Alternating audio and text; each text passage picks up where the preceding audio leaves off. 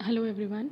This is the part 3 or the last part for the cell biology paper which we were discussing of February 2021. We have discussed the first 5 questions and we were only left with the 6th question which we'll be doing in this video. So the first short note is autoradiography. Autoradiography is a technique used to trace radioactivity. क्योंकि यहाँ पे radio word है which means ये radioactivity को measure कर रहा है. Radioactivity is detected by a thin film of photographic emulsion containing silver compound which is put over a labeled cell or tissue. Labeled cell और tissue का मतलब है कि एक सेल या टिश्यू है जिसे हमने रेडियोएक्टिव टैगिंग कर दिया, जिसमें हमने कोई ऐसा एलिमेंट इंट्रोड्यूस कर दिया which is radioactive in nature, और अब हमने उसे कवर कर दिया एक फोटोग्राफिक एमल्शन के साथ, या हमने उसे कवर कर दिया एक सिल्वर कंपाउंड के साथ. सिल्वर कंपाउंड्स के अंदर एक प्रॉपर्टी होती है कि नॉर्मली हम उन्हें डार्क में स्टोर करते हैं, but when they are expose to light they will turn greyish और ब्लैकिश इन कलर. उनका कलर वाइटिश सिल्वरिश से चेंज होकर ग्रे ब्लैक कलर हो जाता है. तो over here the same thing is happening. हमने एक सेल या टिश्यू को रेडियो एक्टिव लेबल कर दिया. डार्क रूम के अंदर हम ये, या डार्क एटमॉस्फेयर के अंदर हम ये एक्सपेरिमेंट या ये एक्टिविटी कर रहे हैं.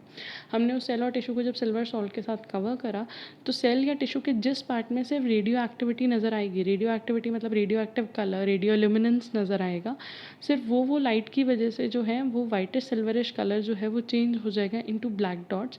तो जहाँ जहाँ हमें उस पिक्चर में ब्लैक डॉट्स मिलेंगे, उसकी फ़ोटोग्राफ में जहाँ जहाँ पे हमें ब्लैक डॉट्स मिलेंगी, पता चल जाएगा कि यहाँ पे सिर्फ रेडियो एक्टिविटी हो रही है.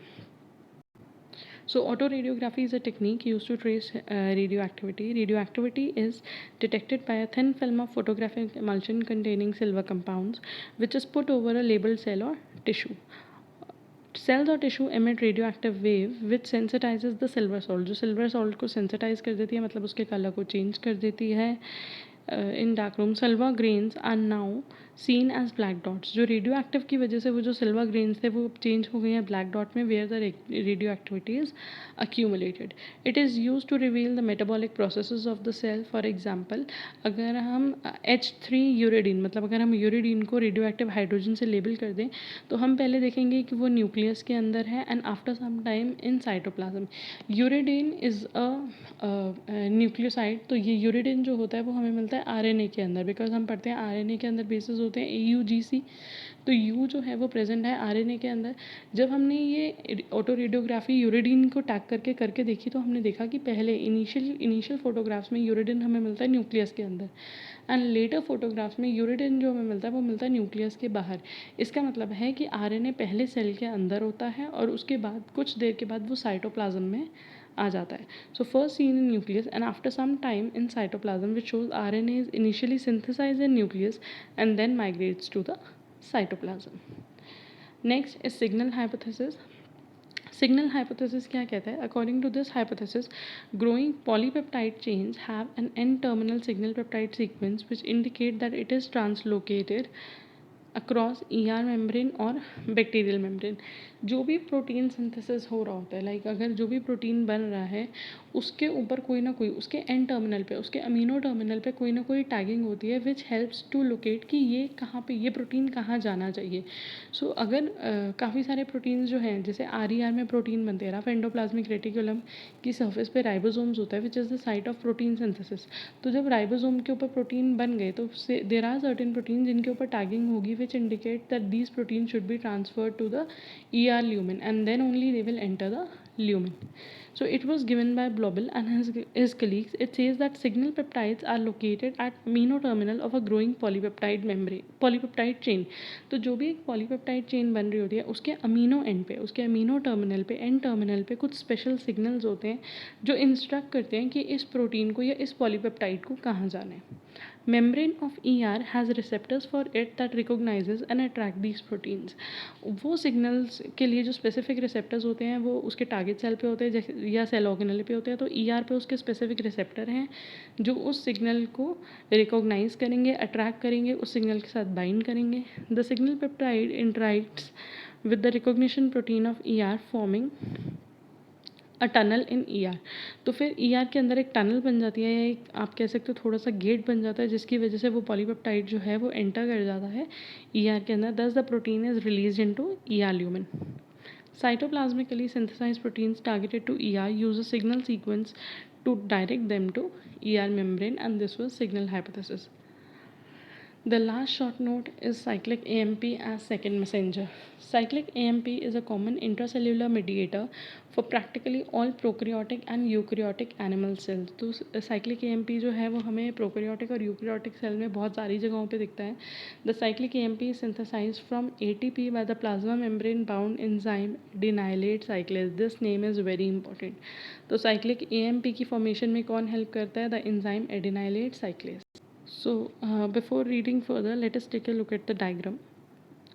सपोज़ अगर हम यहाँ पे साइक्लिक एएमपी का काम समझाना चाहें तो हम बोलते हैं कि एक एपिनेफ्रीन जो कि न्यूरोट्रांसमीटर भी है, हार्मोन भी है, तो ये जो एपिनेफ्रीन जब एक सेल पे एक्ट करता है तो ये सेल पे एक्ट करने के लिए जी प्रोटीन के साथ बाइंड करता है. जब ये एपिनेफ्रीन जी प्रोटीन या रिसेप्टर के साथ बाइंड कर लेता है तो ये जी प्रोटीन एक्टिव हो जाता है और एक्टिव होकर ये एटीपी को चेंज कर देता है एएमपी पे over here. Now this AMP is converted into cyclic AMP. ये AMP convert हो जाएगा cyclic AMP में by the enzyme adenylate cyclase और ये cyclic AMP will act as second messenger which will do the target things. ये और आगे बहुत सारे chain of reactions को continue करेगा. So see, binding of epinephrine to the receptors at cell surface influence the receptor to bind to the G protein. जब epinephrine receptors के साथ bind होता है, cell membrane पे bind हुआ तो वो influence करेगा receptor bind करे G protein के साथ. G protein is a GT-based molecule that it is bound to the cytoplasmic side of membrane and function as communicator between receptor and membrane. तो G protein जो है वो बाहर receptor के साथ bind करके अंदर cytoplasm के साथ interact कर रहा होता है, तो वो एक communicator की तरह काम कर रहा है. And a membrane bound enzyme adenylate cyclase और वो यहाँ पे किसके साथ communicate कर रहा है? तो receptor जब bind हुआ सेल मेम्ब्रेन पे तो वो एक्टिवेट करेगा जी प्रोटीन को और जी प्रोटीन जो है वो बाइंड कर जाएगा एडेनाइलेट साइक्लेस के साथ. It is called G protein because it binds non covalently to guanosine phosphate GTP and GDP. इसको जी प्रोटीन इसलिए बोलते हैं क्योंकि ये protein at times GTP and at times GDP के साथ बाइंड करता है, तो ये गुआनोसाइन डिपेंडेंट है इसलिए ये जी प्रोटीन है. The coupled receptor and G protein then bind to active the enzyme adenylate cyclase. तो जब ये receptor एपिनेफ्रीन का receptor एक्टिवेट हुआ और वो G प्रोटीन के साथ बाइंड करा तो G प्रोटीन ने एक्टिवेट कर दिया एडेनाइल साइक्लेस को. The activated enzyme convert ATP to cyclic AMP. This is the main part कि cyclic AMP बना कहाँ से है. तो ये जो एंजाइम था एडेनाइलेट साइक्लेस, इसने क्या करा? इसने ATP को कन्वर्ट कर दिया cyclic AMP को. Cyclic AMP activates a protein kinase which stops glycogen synthesis. Epinephrine का मेन काम क्या था कि ग्लाइकोजन सिंथेसिस जो है वो कम हो जाए, मतलब ग्लूकोज का जो ग्लाइकोजन का जो ब्रेकडाउन है वो शुरू हो जाए. तो बेसिकली एपिनेफ्रीन काम कर रहा है कि ब्लड में ग्लूकोज लेवल किसी तरीके से बढ़े. तो ब्लड में ग्लूकोज लेवल को बढ़ाने के लिए ग्लाइकोजन सिंथेसिस का ब्लॉक होना या ग्लाइकोजन का ब्रेकडाउन होकर वापस ग्लूकोज में कन्वर्ट होना इज़ इम्पॉर्टेंट. तो साइक्लिक एएमपी एक्टिवेट कर रहा है बहुत सारे प्रोटीन काइनेज को. ये बहुत सारे प्रोटीन्स को फॉस्फोराइलेट करता है which eventually stops the glycogen synthesis and initiate breakdown of glycogen. This is only one example जहाँ पे ग्लूकोज के लेवल को इंक्रीज़ कर रहा है या ग्लाइकोजन के लेवल को डिक्रीज़ कर रहा है. बट साइक्लिक एएमपी ऐसे बहुत सारे रिएक्शन में या बहुत सारे हार्मोन्स के रिस्पॉन्स में एक्टिवेट होता है. Many hormones and local chemical mediator signal their target cell by activating adenylate cyclase.